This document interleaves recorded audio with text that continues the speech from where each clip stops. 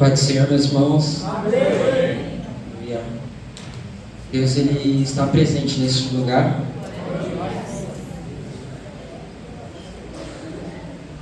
Já peço que abram suas Bíblias em Números, capítulo de número 22.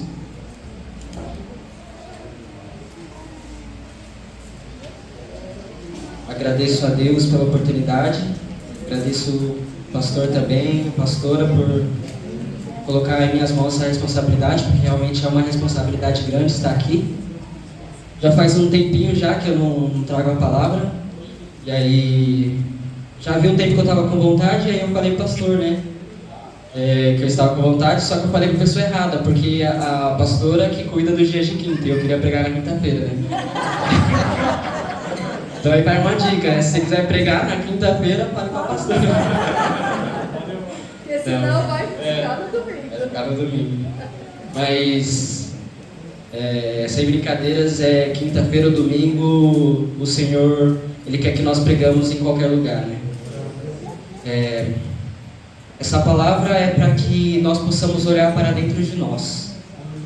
E antes de dar início, uma coisa que o Senhor tinha falado comigo para falar com a igreja é para a gente aproveitar as oportunidades que o Senhor nos dá, né? As oportunidades, elas nos levam muitas vezes a mudar o nosso caminho, né? As oportunidades, quando nós aproveitamos ela, diversas vezes, teve um domingo que eu não estava muito bem e a palavra foi muito forte, tocou muito meu coração, mas logo segunda-feira já veio a dificuldade, os problemas, mas vindo no estudo de segunda-feira, a palavra também foi muito forte, o estudo foi muito forte, e ali me fez lembrar da palavra de domingo e me fez ficar forte durante a semana.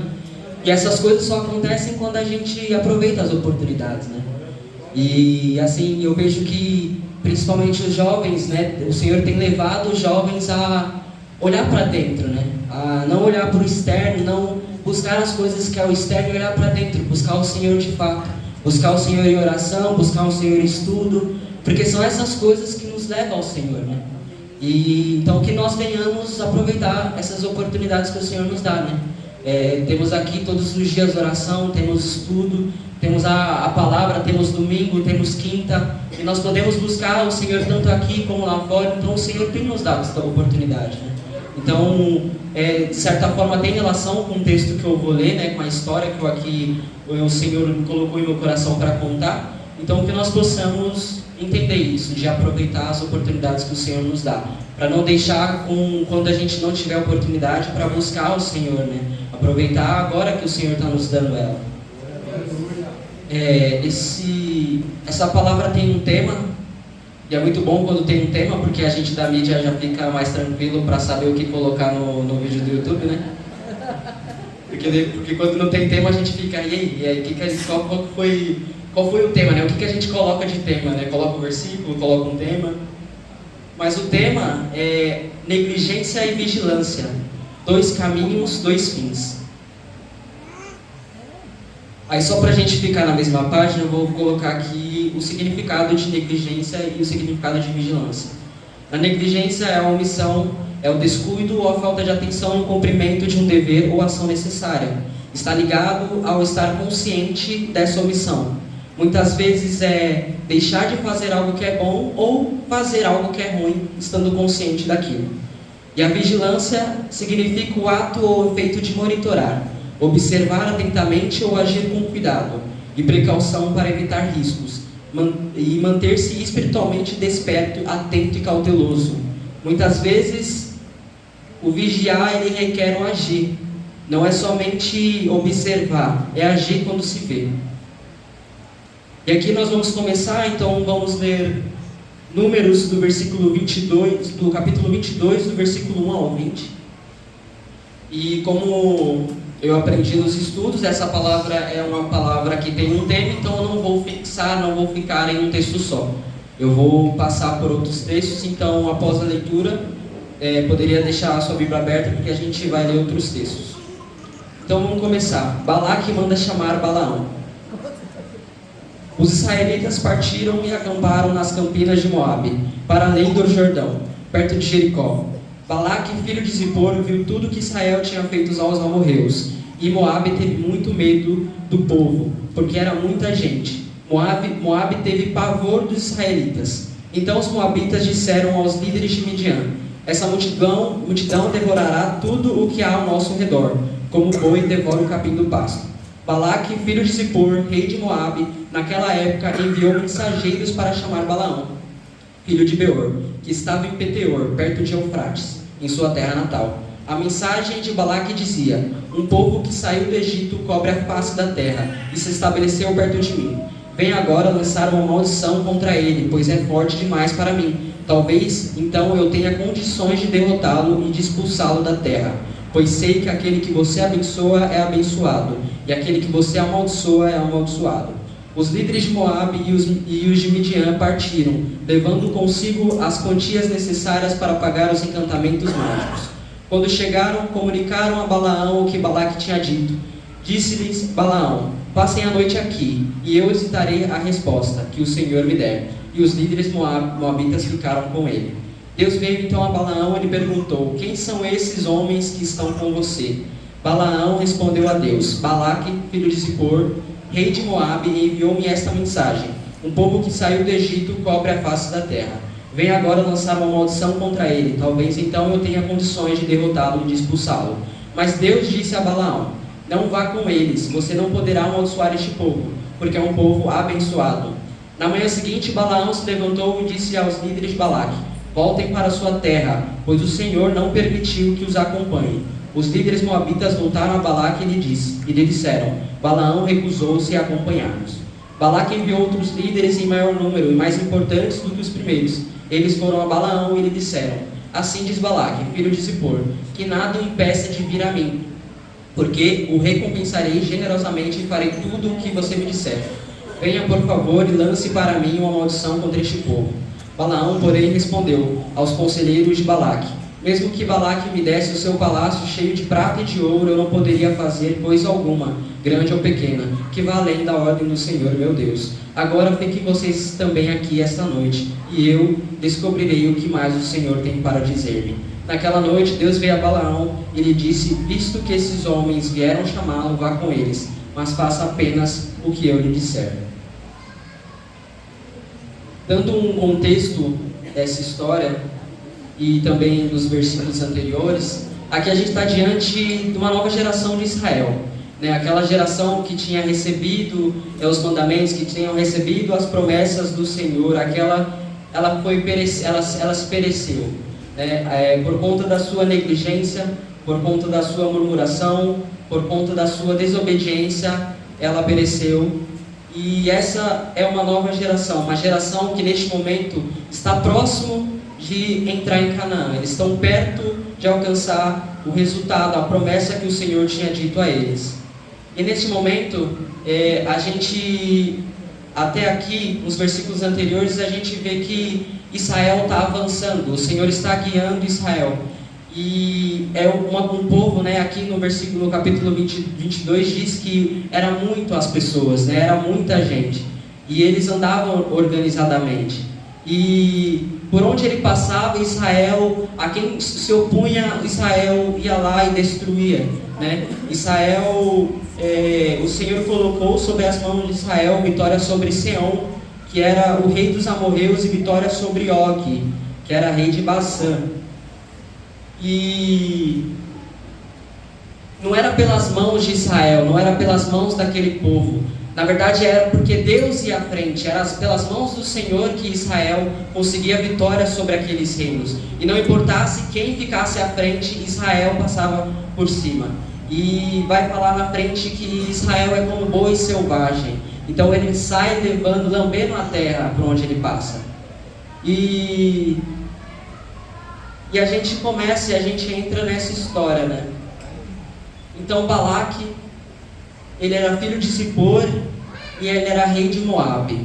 Tanto o rei como os moabitas, né, o povo daquela terra, eles ficaram com medo. Eles falam que eles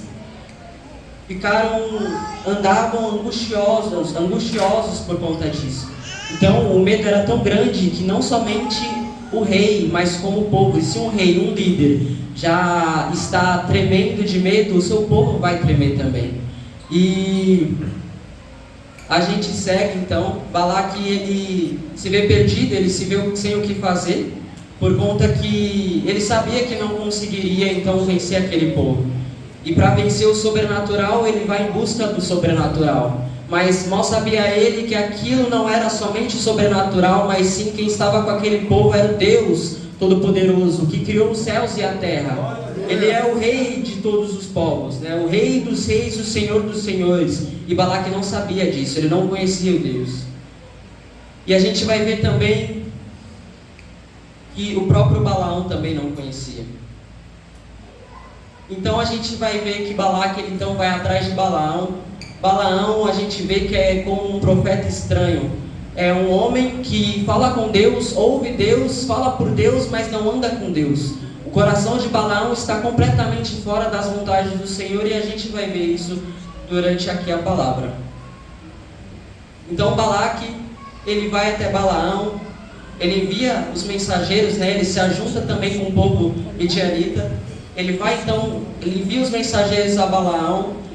Os mensageiros enviam a mensagem para Balaão, mas Balaão fala para esperar, porque o Balaão conhece, sabe que as bênçãos vêm do Senhor e não dele. Balaão conhecia a Deus e sabia que não era pelas mãos dele que saía as bênçãos, saía a maldição, mas sim pelas mãos do Senhor. E ele fala para aqueles mensageiros ficarem ali, e Deus vai até ele. E é interessante, vindo aqui na história, e fala: naquela noite Deus veio a Balaão e lhe disse: visto que esses homens vieram chamar... Não, pulei. Deus veio a Balaão e lhe perguntou: quem são esses homens que estão com vocês? Muitas passagens Deus vai perguntar isso, e não é como se ele não soubesse quem é aquele povo. Deus sabe muito bem quem é aquele povo. É como se Deus dissesse a Balaão: quem é esse povo que você ouve? Onde você está? É como a pergunta para Adão, né? Onde vocês estão? Ele quer a resposta de Balaão, ele quer que Balaão olhe para ele, olhe para as circunstâncias, olhe para o coração dele, é a sua intenção para saber onde é que Balaão está, quais são as intenções de Balaão com aquele povo. E a pergunta segue nesse sentido, mas Balaão responde o que os mensageiros vieram entregar. E Balaque, ele não conhece o Senhor, porque ele fala: eu sei que quem você amaldiçoa e quem você abençoa é amaldiçoado, é abençoado. Isso é mentira, porque a maldição vem do Senhor, a bênção vem do Senhor. E seguindo, então, Balaão então responde, né? Ele tem essa resposta do Senhor. O Senhor fala para ele não ir com aquele povo, porque aquele povo, que não era para amaldiçoar aquele povo, porque era um povo abençoado. Então o Senhor sabia que aquele povo era abençoado, e é abençoado por Deus. E depois ele responde, né, aos mensageiros, e parece até esse momento que Balaão é um homem de Deus, né? Ele responde prontamente aos mensageiros que o Senhor tinha dito que não, e que ele não ia fazer com que aquele povo, o que Balaque queria. Então os mensageiros voltam, e uma coisa é certa: o inimigo, ele não desiste da primeira vez, né? O inimigo, ele conhece quais são as nossas dificuldades, conhece as nossas brechas. O inimigo, ele está todo momento observando a gente e conhece aonde machuca, então ele vai bater ali.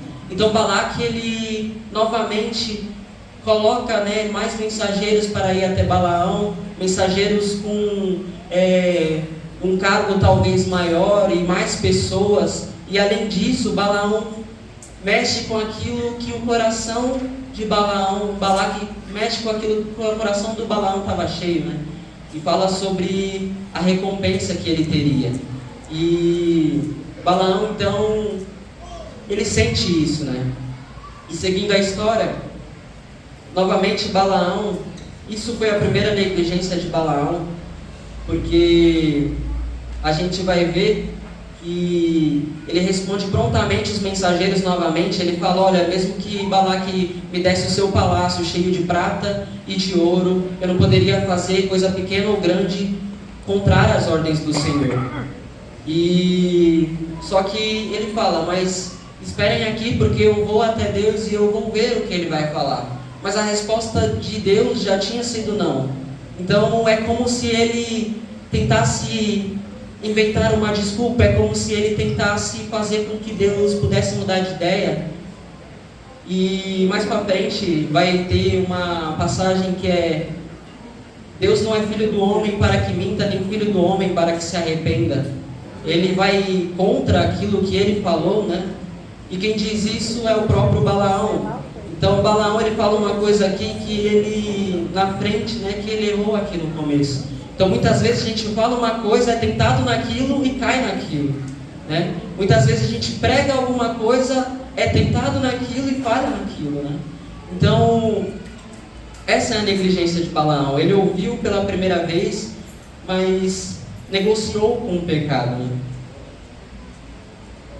E outra negligência, né? Balaão ele é obediente por fora, mas o coração dele estava enganoso, estava longe do Senhor, né? Balaão ele, se você lê tão rápido assim, você pode pensar que ele realmente é um profeta do Senhor, que além de falar com Deus, além de falar por Deus, é um profeta alinhado com as vontades do Senhor, mas isso não é verdade. Então é mais uma negligência de Balaão, ele não vigiou suas intenções. E aí a gente terminou aqui a passagem, e a gente vai para o versículo de número 21. Balaão levantou-se pela manhã, pôs a sela sobre a sua jumenta e foi com os líderes de Moabe. Mas acendeu-se a ira de Deus quando ele foi, e o anjo do Senhor pôs-se no caminho para impedi-lo de prosseguir. Balaão ia montando em sua jumenta, e seus 2 servos o acompanhavam. Quando a jumenta viu o anjo do Senhor parado no caminho, empunhando uma espada, saiu do caminho e prosseguiu pelo campo. Balaão bateu nela para fazê-la voltar ao caminho. Então o anjo do Senhor se pôs no caminho estreito, entre 2 vinhas, com o muro dos 2 lados. Quando a jumenta viu o anjo do Senhor, encostou-se no muro, apertando o pé de Balaão contra ele. Por isso ele bateu nela de novo. O anjo do Senhor foi adiante e se colocou num lugar estreito, onde não havia espaço para desviar-se, nem para a direita, nem para a esquerda. Quando a jumenta viu o anjo do Senhor, deitou-se debaixo de Balaão. Acendeu-se a ira de Balaão, que bateu nela com uma vara.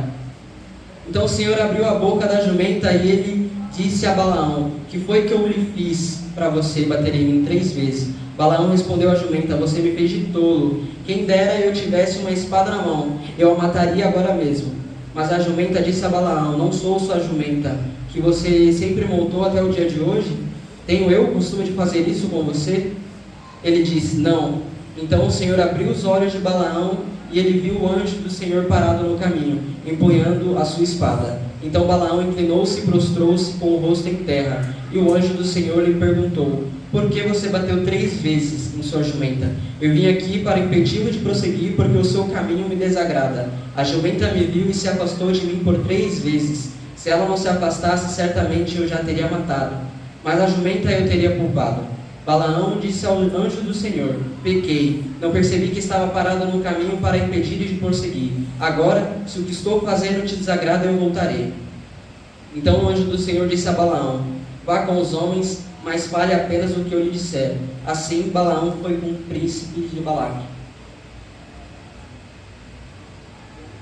E aqui uma coisa que é muito séria, e o Senhor tem falado muito comigo, é que a negligência, fazer algo que não é certo, mesmo sabendo que não é certo, ou afastar do Senhor com consciência disso, nos traz frieza espiritual, nos traz insensibilidade espiritual. E Balaão não conseguiu enxergar o Senhor ali. A jumenta enxergou o Senhor, né, o anjo do Senhor, mas o Balaão não. E o quão perigoso é isso para as nossas vidas? Porque muitas vezes a frieza espiritual de você estar num culto, hoje foi incrível, a presença do Senhor estava nítida aqui neste lugar. Os irmãos paravam de cantar e a gente não parava de orar. Então é nítido a presença do Senhor, e muitas vezes nós estamos na casa do Senhor e não estamos sentindo nada, não estamos sentindo nada. E muitas vezes é por causa das nossas negligências, é por causa dos nossos afastamentos do Senhor, é por causa das nossas intenções. Às vezes a gente faz algo bom, que visivelmente aos olhos do nosso irmão é bom, mas o nosso coração está inclinado para o que é ruim. Às vezes a gente está querendo uma recompensa fazendo algo que é bom ao Senhor.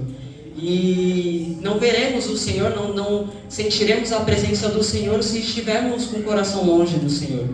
E tanto não sentir a presença do Senhor, mas também não sentir quando o Senhor não está presente, né?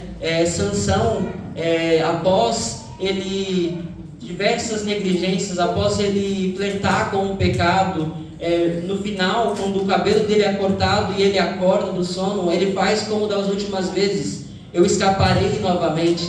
Mas a palavra do Senhor diz: mal sabia ele que o Espírito de Deus já havia saído. Então, às vezes não percebemos quando o Senhor sai, e às vezes a gente acha que o Senhor está presente, mas não está. E isso é por conta de uma frieza espiritual, né? Então é muito forte isso, né? Balaão, por 3 vezes o Senhor tentou desviar o caminho de Balaão, né? Porque a Bíblia fala que o caminho dele estava desagradando o Senhor, né? Ele foi com a intenção de amaldiçoar aquele povo e ser recompensado por isso. Ele não foi porque ele sabia que Deus ia falar através dele, que Deus ia abençoar Israel através dele. Ele foi com a intenção de amaldiçoar para receber a recompensa. Ele queria a honra. O coração dele estava enganoso, estava ganancioso. E seguindo,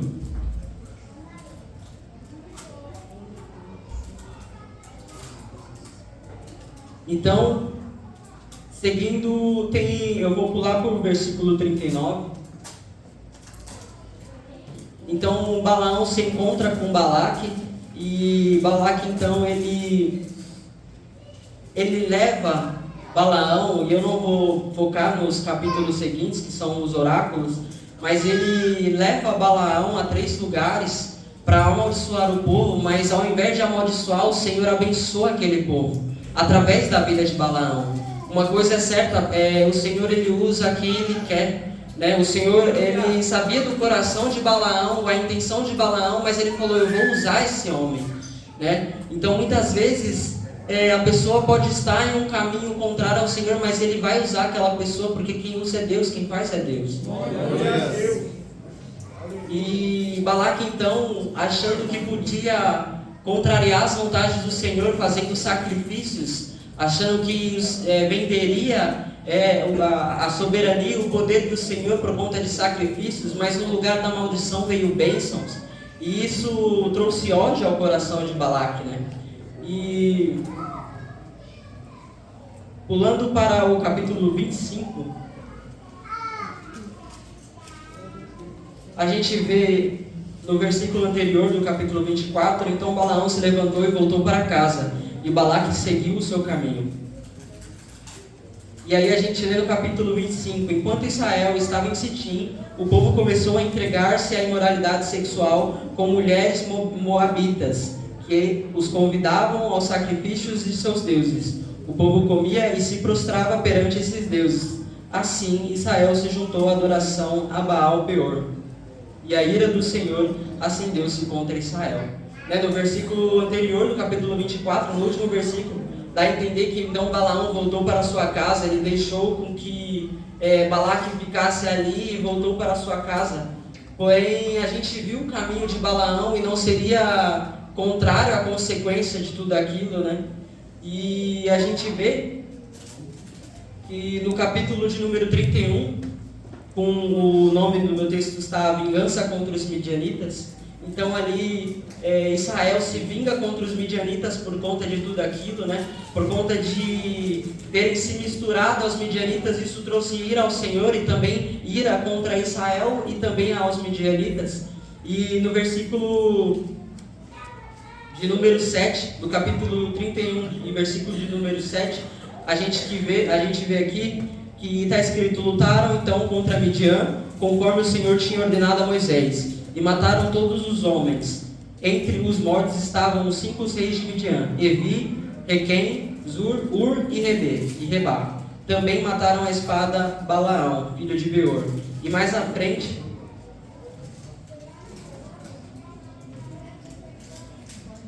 no versículo de número 15, Moisés fala: vocês deixaram todas as mulheres vivas? Perguntou-lhes. Foram elas que seguiram o conselho de Balaão e levaram Israel a serem fiel ao Senhor no caso de Peor. Então a gente vê aqui que onde a maldição não alcançou, o pecado de Israel alcançou, né? Ali, Balaão, ele parece que não voltou para sua casa, né? Ele vendo que não conseguia ali amaldiçoar, porque aquilo só quem podia fazer era Deus, ele então mexeu com o coração, fez com que as mulheres moabitas então pudessem usar de artimanhas para poder fazer com que Israel pecasse em adultério, em imoralidade sexual, em adoração a falsos deuses. Então, aonde a maldição não alcançou, o pecado alcançou, a negligência do povo alcançou.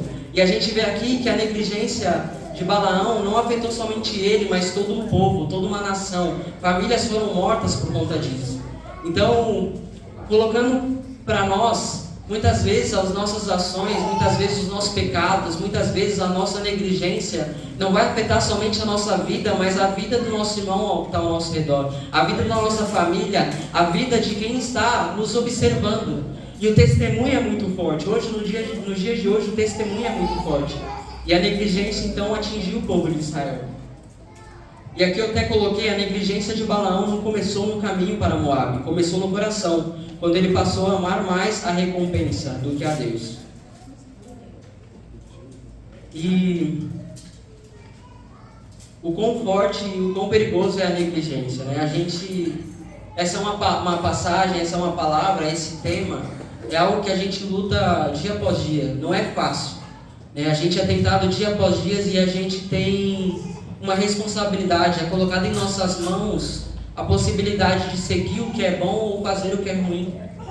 E aqui eu vou sair um pouco do texto e vou trazer um testemunho. Eu não sei quem conhece a pastora Jaqueline Hayashi, né, da igreja Zion.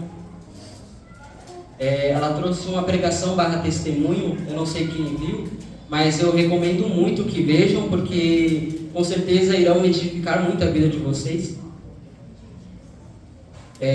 O nome da pregação / testemunho é A Alegria Vem Pela Manhã. E eu sugiro muito que vocês possam ver essa palavra.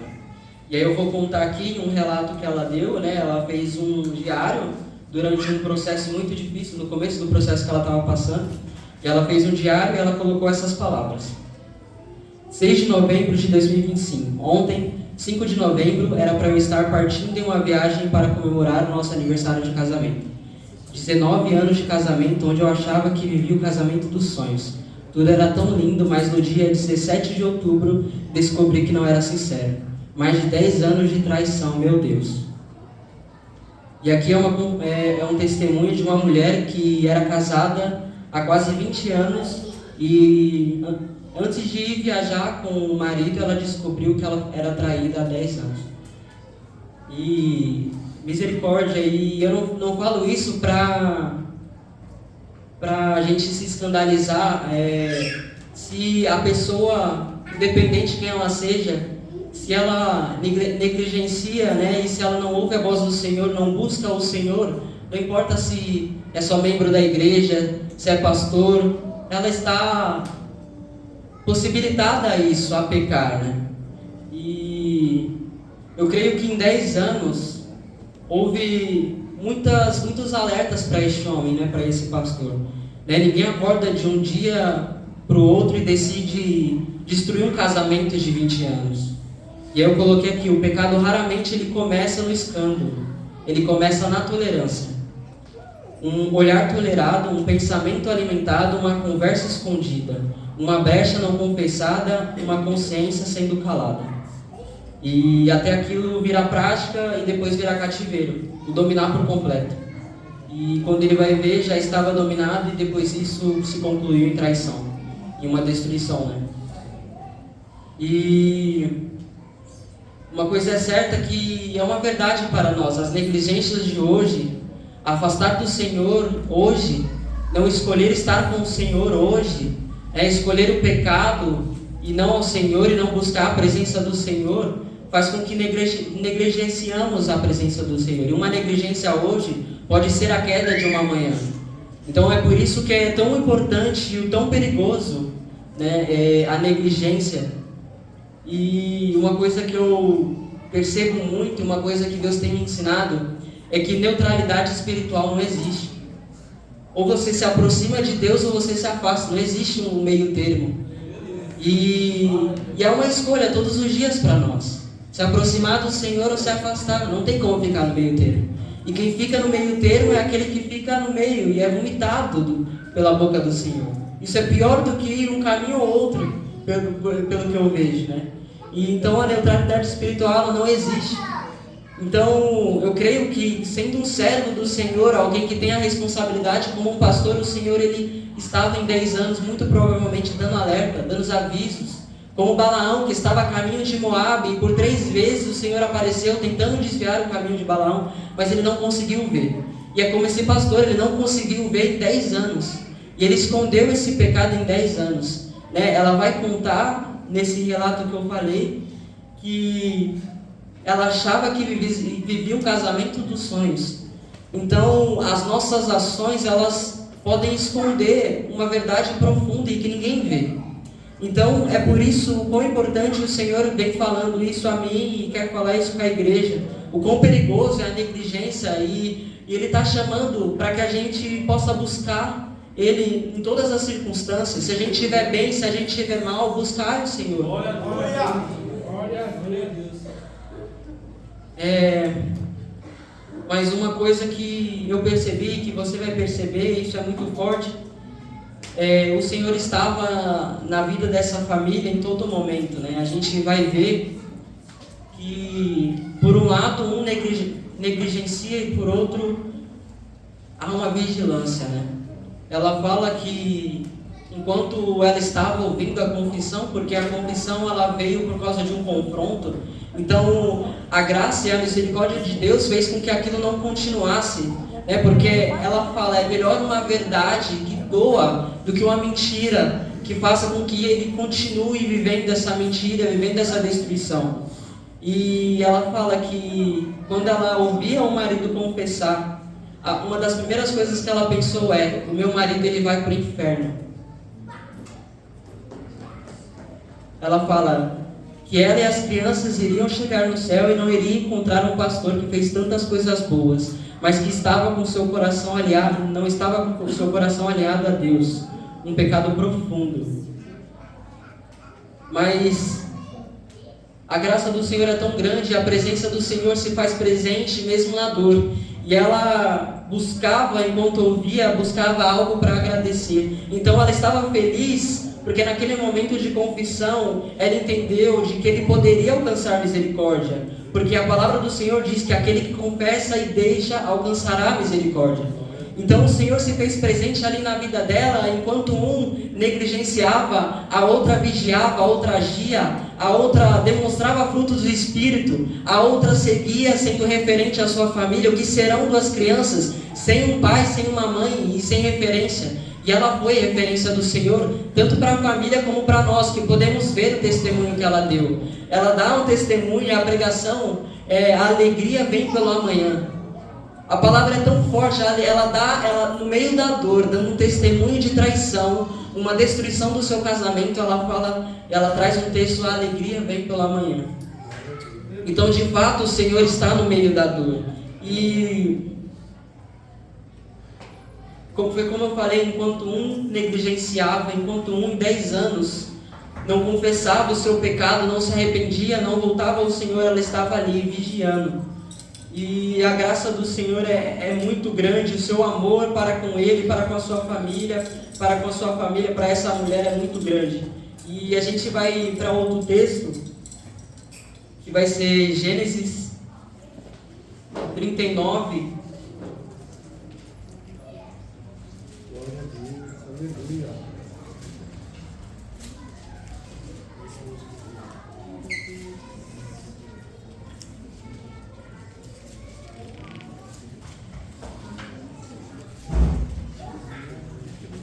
Essa palavra, irmãos, é para que a gente possa olhar para dentro do nosso coração. Somente nós e o Senhor sabem o que a gente faz no secreto. Se a gente busca o Senhor ou se a gente corre do Senhor. Somente o Senhor sabe, né? Não podemos continuar fazendo as coisas do Senhor, mas estando com o coração longe. O Senhor, Ele ama a quem faz com o coração voltado a Ele. Ele não quer que ficamos seguindo um caminho em ciclos de pecado em pecado, fazendo as coisas para o Senhor, mas com o coração distante. E é por isso que Deus está falando sobre esse tema nesse dia. E a gente então, em Gênesis 39, observa a vida de José. José então, ele foi vendido como escravo pelos seus irmãos. Na casa de Potifar ele foi tentado.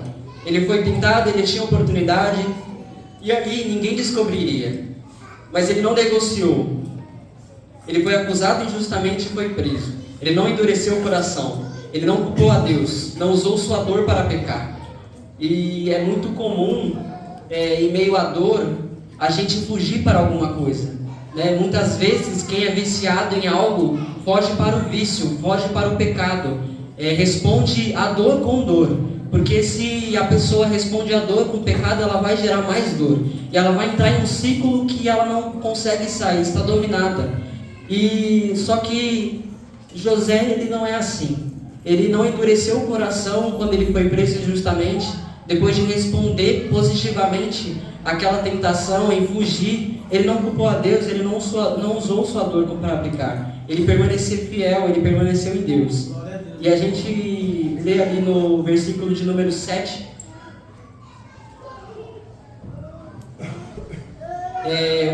Uma parte anterior fala: José era atraente, de boa aparência, e depois de certo tempo a mulher do seu senhor começou a cobiçá-lo e convidou: venha, deite-se comigo. Mas ele se recusou e lhe disse: meu senhor não se preocupa com coisa alguma de sua casa, e tudo o que tem deixou aos meus cuidados. Ninguém desta casa está acima de mim. Ele nada me negou a não ser a senhora, porque é a mulher dele. Como eu poderia então cometer algo tão perverso e pecar contra Deus? Assim, embora ela insistisse com José, dia após dia ele se recusava a deitar-se com ela e evitava ficar perto dela. Um dia ele encontrou na casa para fazer suas tarefas e nenhum dos empregados ali se encontrava. Ela o agarrou pelo manto e voltou a convidá-lo: vamos, deite-se comigo. Mas ele fugiu da casa deixando o manto na mão dela. Então aqui você já vê um comportamento completamente diferente. Você vê que não somente a ação de José, mas o seu coração estava voltado ao Senhor.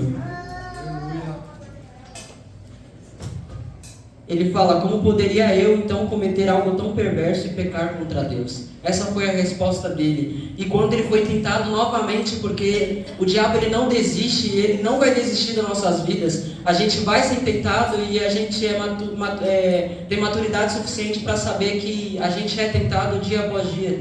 E o inimigo, ele sabe aonde machuca e ele vai focar naquele lugar. Então você pode ser tentado hoje, você pode vencer hoje. Mas saiba que virão tentações e você terá que viver novamente, terá que vencer novamente. E José foi tentado uma vez e na outra ele fugiu. Ele viu que ele não tinha forças ali, ele não conseguiria vencer aquela tentação se ele continuasse, e ele fugiu.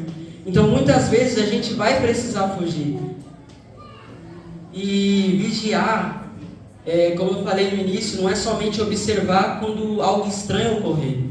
É agir quando se vê. Vigiar é proteger a comunhão, é proteger a presença do Senhor.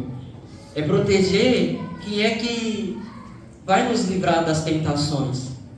José e a pastora Jaqueline, eles deram resposta em meio à dor. Após uma traição, eles permaneceram em Cristo Jesus.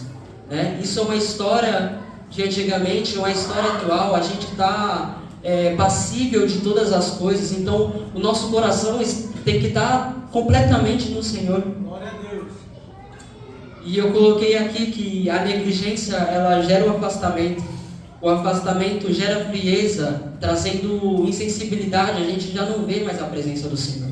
A gente está onde Deus está, mas não sente que Deus está ali. E depois dessa frieza vem a queda. Mas a vigilância, ela traz permanência. A permanência, ela traz intimidade. Intimidade gera fruto, e fruto gera vida em Deus. Eu tenho completa certeza que o Senhor está trabalhando na vida dessa família, na vida do pastor, porque, como foi dito, né? Quem confessa e deixa receberá misericórdia. E essa mulher e toda a condição, a condução do Senhor naquela igreja foi muito de Deus, porque ali houveram diversas confissões, né, aos líderes da igreja, a todos os ministérios. Teve, né, ela fala que teve a confissão para a igreja e teve esse testemunho, né? Então, no meio da dor, o Senhor fez florescer um coração maduro, fez florescer um coração que se alegra no Senhor. E diante de uma dor como essa, ela buscou coisas para dar graças ao Senhor. Balaão, ele ensina como alguém que se perde, alguém que fala com Deus, alguém que ouve a Deus, fala por Deus, mas que não anda com Deus. José ensina como alguém que permanece, alguém que sofre, alguém que espera, alguém que foge quando é preciso, alguém que suporta e que se firma em Deus. Glória a Deus, aleluia! E eu não sei se vocês estavam aqui, mas aí me corrija se eu falar algo errado, pastor. Mas teve um momento em um culto, eu não vou lembrar qual, mas o pastor ele falou, né, que ele tinha voltado de uma visita, ele estava no carro, e aí passou um carro e raspou, né, no carro, bateu na traseira. E ali o pastor falou que a primeira coisa que veio na mente dele foi um palavrão, foi uma palavra suja, né? E eu não sei qual foi a sua visão, o que você pensou ao ouvir isso, mas eu confesso que foi de tremenda alegria ouvir. Porque o pastor, mesmo diante a coisa talvez pequena aos nossos olhos, ele buscou refúgio em Deus. O coração dele ficou angustiado e ele ficou com dor, ele doeu ao pecar, mesmo que fosse só no pensamento. E trazendo aqui, o pastor ele foi referência, e pastor, o senhor sabe que é muita referência nessa igreja para todos nós. Eu creio que muito das transformações que os jovens estão passando é muito por ter referência como pastor, né? É alguém que, independente se possa parecer pequeno ou não, é alguém que busca o Senhor quando faz algo errado, né?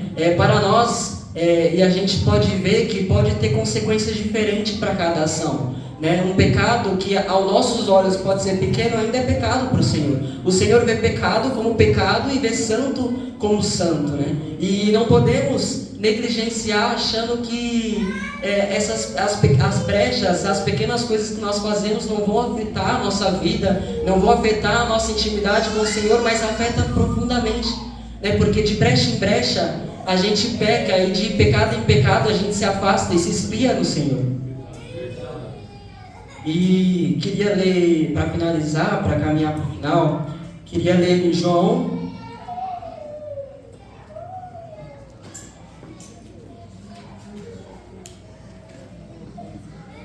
15, do versículo 4 ao 5.